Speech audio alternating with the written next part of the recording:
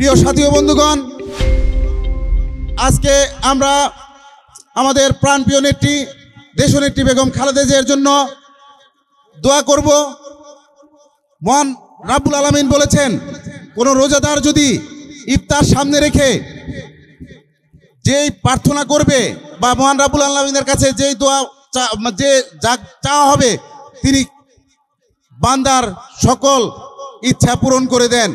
তা আমরা আমাদের সামনে যেহেতু ইফতার সামনে রেখে আমরা সবাই দেশনেত্রী বেগম খালেদা জিয়ার জন্য দোয়া করব।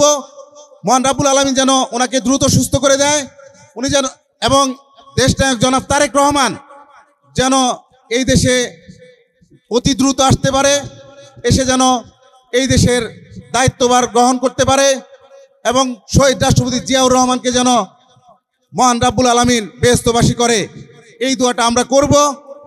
এবং আমি অনুরোধ করব যে আপনারা এমন একটি নেতা পেয়েছেন যার বাড়ি এই পার্কি ইউনিয়নে এবং এই বর্গা গ্রামে।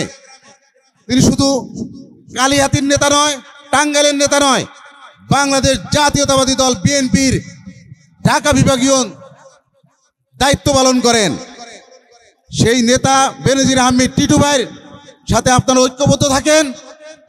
টিটু ভাইকে যদি আপনারা এগিয়ে নিয়ে যেতে পারেন, তাহলে এই কালিহাতি তথা বর্গার বা পার্কির উন্নয়ন অন্য কোনো নেতা করতে পারবে না, যেটা বেনজির আহমেদ টিটু ভাই করতে পারবেন।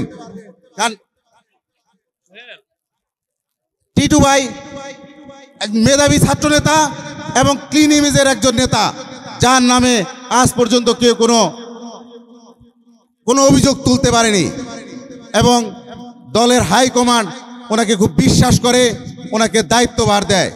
তা আমি বেশি কিছু বলবো না, শুধু আপনারা ঐক্যবদ্ধ থাকেন, বেনজির আহমেদ টিটু ভাইয়ের সাথে থাকেন, তাহলেই আপনারা ইনশাল্লাহ বিজয় অর্জন করতে পারবেন।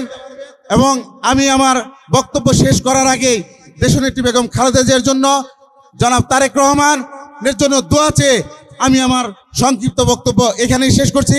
বাংলাদেশ জিন্দাবাদ, বাংলাদেশ জাতীয়তাবাদী ছাত্র দল জিন্দাবাদ, শহীদ রাষ্ট্রপতি জিয়াউর রহমান অমর হোক, দেশনেত্রী বেগম খালেদা জিয়া জিন্দাবাদ, দেশনায়ক জনাব তারেক রহমান জিন্দাবাদ জিন্দাবাদ। আসসালামু আলাইকুম। মিশন 90 সংবাদের পিছনে নয়, ভিতরে ছুটি।